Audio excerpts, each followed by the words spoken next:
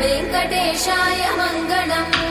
श्रीवेङ्कटाद्रिशृङ्गाग्रमङ्गलाभरणाग्रये मङ्गलानां निवासाय श्रीनिवासाय मङ्गलम्।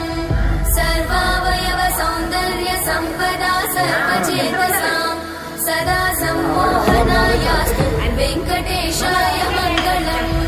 नित्याय निरवध्याय सत्यानन्दचिदात्मने सर्वान्तरात्मने श्रीमद् वेङ्कटेशाय मङ्गलम्। स्वतः सर्वविदे सर्वशक्तये सर्वशेषिणे सुलभाय सुशीलाय वेङ्कटेशाय